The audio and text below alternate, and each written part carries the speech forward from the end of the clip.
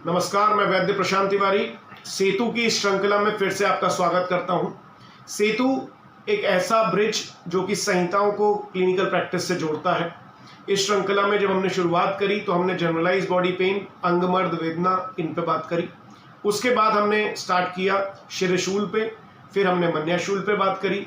आज हम मन्य स्तंभ और अंश स्तंभ और अंशशूल यानी कि शोल्डर का पेन, रोटेटर कफ टेंडेनाइटिस और साथ ही साथ सर्वाइकल स्पॉन्डिलाइटिस की जो ऐसी सिम्टम, ऐसी अवस्था जिसमें कि स्टिफनेस बहुत ज़्यादा रहती है, उस पर हम बात करेंगे। मन्या स्तंभ, पहली अवस्था मन्या स्तंभ की, मतलब मन्या का मतलब होता है सर्वाइकल जोन यानी कि गर्दन का पिछला हिस्सा, और उसमें स्तंभ मतलब कि स्टिफनेस।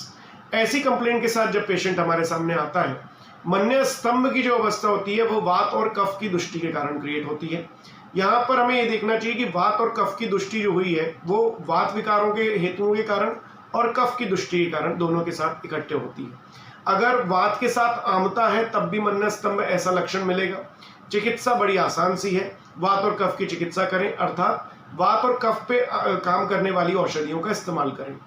इसमें सबसे पहले औषधि जो इंटरनल दी जा सकती है वो है सेनाक गुगुल। इसमें आम वात के रूप से सामवात की अवस्था में ट्रीटमेंट आएगा।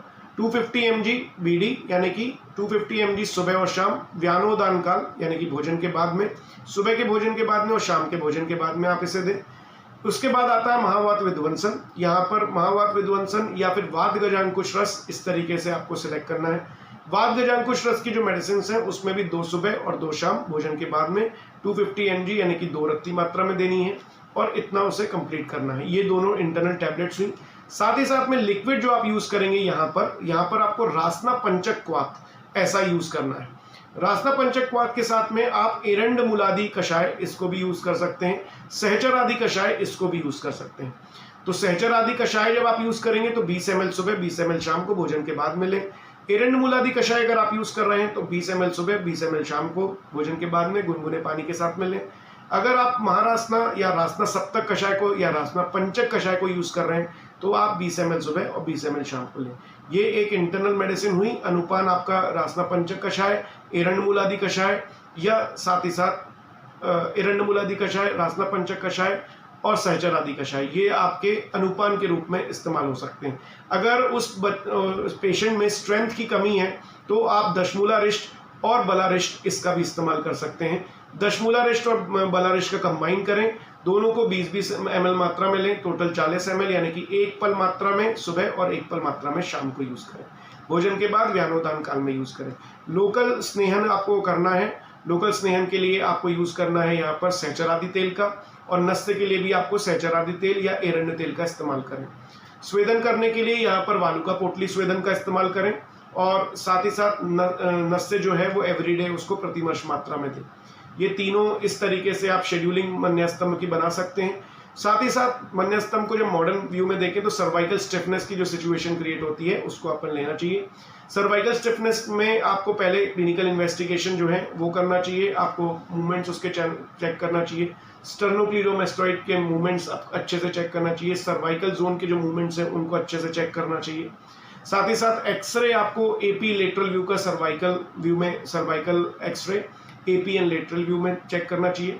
साथ ही साथ आपको सी रिएक्टिव प्रोटीन इनका इन्वेस्टिगेशन ब्लड में करना चाहिए। इस तरीके से आपको ब्लड इन्वेस्टिगेशन हो जाएगा और एक्सरे भी हो जाएगा। इंटरनली आपको जो मेडिसिन देनी है तो सर्विजेस्ट करके जो मेडिसिन आती है उसका आप इस्तेमाल करें। साथ ही साथ स्टिफनेस दूर करने के लिए महाराज प्रसारणी करके कैप्सूल्स आती हैं सॉफ्ट जेल की, जो कि एवीपी और नागार्जुना देता है। महाराज प्रसारण मतलब कि मूवमेंट करने के लिए। तो ऑयलिंग करने के लिए प्रसारणी तेल का इस्तेमाल करें जो कि सहस्त्र योग संग्रह का एप्लीकेशन है। रूमेट 90 करके एक नागार्जुना का कंपोनेंट आता है, उसको आपको 20 ml सुबह और 20 ml शाम को यूज करना है। इस तरीके से आप यूज कर सकते हैं। जब आप जेल की बात करते हैं तो रोमालिया जेल जो कि हिमालय फार्मास्यूटिकल का, उसको इस्तेमाल कर सकते हैं, या रोमेटिल जेल जो कि डाबर फार्मास्यूटिकल का है, उसको आप लोकल एप्लीकेशन के लिए 2 से 3 बार इस्तेमाल कर सकते हैं। 20 to 30 डेज में आप फॉलोअप पे पेशेंट को बुलाएं, फिर से 60 डेज के बाद उसकी एक्सरे एक बार फिर से रिपीट करें। मस्कुलर जो स्ट्रेंथ अगर वापस आ जाती है नस्य देने के बाद से तो आपको ये पेशेंट क्लियरली ये बताएगा कि आप स्टिफनेस एंड पेन नहीं है।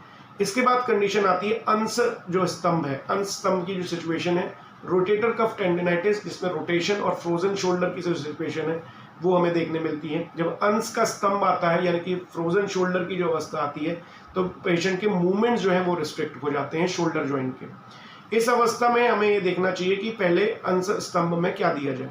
आयुर्वेदिक दृष्टिकोण से जहां भी स्तंभ की सिचुएशन है वहां पर वात कफच संप्राप्ति और सेम लाइन ऑफ ट्रीटमेंट हमें देना चाहिए। वहां पर हमें सेनाथ उगुल, रासनादी उगुल, महावात विध्वंस, इनका इस्तेमाल इंटरनल मेडिसिन के रूप में 250 mg यानी 2 रत्ती सुबह और 2 रत्ती शाम को इस्तेमाल करें भोजन के बाद गर्म पानी से। दशमूलारिष्ट और बलारिष्ट का इस्तेमाल करें भोजन के बाद में। एरंड मूल आदि कषाय को आप सबसे ज़्यादा इस्तेमाल करने में लाना चाहिए, क्योंकि एरंड मूल का मेजर फंक्शन वात और कफ की दृष्टि चिकित्सा करने के लिए है। ये आपके लिए इंटरनल मेडिसिन हुई। एक्सटर्नल के लिए सहचर आदि तेल का इस्तेमाल करें। कर्पूर, यहाँ पर कर्पास अस्त्य आदि तेल का इस्तेमाल करा जाता है जब शोल्डर जो है वो रोटेट करने से मतलब कम हो जाता है। उस कंडीशन में कर्पास अस्त्य आदि तेल, इसका इस्तेमाल लोकल एप्लीकेशन में सहचर आदि तेल के साथ में मिलाकर करें। साथ ही साथ अब ये क्वेश्चन आता है कि कर्पास अस्त्य आदि तेल जो है वो ब्रहणी तेल है। यहाँ पर वात के लिए ब्रहण और आम का पचन करने के लिए सहचर तेल का इस्तेमाल आपको करना चाहिए। एरंड तेल के बेस में बने हुए बृहस्पंदवादी तेल का भी आप इस्तेमाल कर सकते हैं लोकल अभ्यंग के लिए। स्वेदन आपको वालुका पोटली से देना है और इसका इस्तेमाल करने के लिए नस्य का प्रयोग आपको एरंड तेल के नस्य का जरूर प्रयोग करना है, या फिर आप सहचर तेल का भी नस्य दे सकते हैं। ये अंशफलक जो है यानी कि यहाँ पर रोटेटर कफ टेंडिनाइटिस की जो सिचुएशन है, फ्रोजन शोल्डर की जो सिचुएशन है, उस पर आप इसको इस्तेमाल कर सकते हैं। साथ ही साथ जब आप मॉडर्न मेडिसिन यानी कि जो स्टैब्लिश्ड मेडिसिन है, पेटेंट मेडिसिन है आयुर्वेदा की, जब उसमें देखते हैं तो यहाँ रोमेटिल का इस्तेमाल आप सबसे ज़्यादा करें, रोमेटिल टैबलेट का और लेनिमेंट का, जो कि डाबा फार्मास्यूटिकल का है। रुमालिया फोर्ट करके एक मेडिसिन आती है, उसको 500 mg सुबह और शाम भोजन के बाद में लें। गुनगुना पानी पूरे दिन इस्तेमाल करें। लोकल एप्लीकेशन के लिए रुमालिया लेनिमेंट का इस्तेमाल करें और यहाँ पर आपको गर्म जो है स्वेदन वहाँ पर देना है। इस तरीके से आपका इंटरनल मेडिकेशन शुरू होता है। यहाँ पर आपको हमेशा MRI जो शोल्डर जॉइंट की है उसको ज़रूर कराइए। आपको देखना चाहिए कि उसका रोटेशन कितना है। दूसरा, उसका इन्वेस्टिगेशन ज़रूर करते रहिए, क्लिनिकल इन्वेस्टिगेशन, कि उसके रोटेशन कितने आ रहे हैं और कितने डिग्री पे उसके मूवमेंट्स हो रहे हैं। ये क्लिनिकल इन्वेस्टिगेशन आप हमेशा करें। अगर आपको प्री डायग्नोस्टिक सिचुएशन चेक करनी है तो आप एक्सरे भी शोल्डर जॉइंट का AP और लेटरल व्यू में ज़रूर चेक करें। ये इन चीज़ों के साथ में आप काम कर सकते हैं। कुछ और भी कंपनियां मेडिसिन बनाती हैं, जैसे कि मस्कार्ड फोर्ट ML फार्मास्यूटिकल से, उसका भी आप इस्तेमाल टैबलेट के रूप में 1 टैबलेट सुबह 1 टैबलेट शाम में कर सकते हैं। इसी तरीके से बहुत सारी कंपनीज इसमें रुमेट 90 भी इसमें काफ़ी प्रभावकारी हो सकता है। इन दोनों सिचुएशंस में आप ऐसे ट्रीटमेंट को मॉड्यूल को बना सकते हैं। इसमें आपको चना दाल और बेसन बिल्कुल बंद करना चाहिए, बेकरी प्रोडक्ट बिल्कुल बंद करना चाहिए। हल्के हल्के लाइट मूवमेंट और जो बिल्कुल सूक्ष्म व्यायाम बताए गए हैं पार्शियल मूवमेंट्स के, उनको आपको ज़रूर करने के लिए पेशेंट को सलाह देनी चाहिए। इन सभी चीज़ों के साथ आप बड़ी आसानी से एक जनरल प्रैक्टिस ऑफ आयुर्वेदा शुरू कर सकते हैं और काम कर सकते हैं, specially for the frozen shoulder, rotator cuff tendinitis and cervical spondylitis. इन तीनों सिचुएशन में आज का ट्रीटमेंट यही है। पर आगे हम जो चेस्ट में स्टिफनेस आती है, मूवमेंट्स नहीं होते हैं, ट्रोमेटिक इंजुरीज जो होती हैं उनके कारण जो शूल क्रिएट होते हैं चेस्ट जोन में, उसके लिए हम कल बात करेंगे। हृदय शूल के बारे में भी बात करेंगे, उसमें कार्डियक कंडीशंस में कैसे लोकेट करना चाहिए। तो अभी शूल की अवस्था हेड टू टो देखने के बाद हम स्पेसिफिक जो नर्वस सिस्टम डिसऑर्डर्स हैं उस पर जाएंगे। आज के लिए इतना ही। नमस्कार।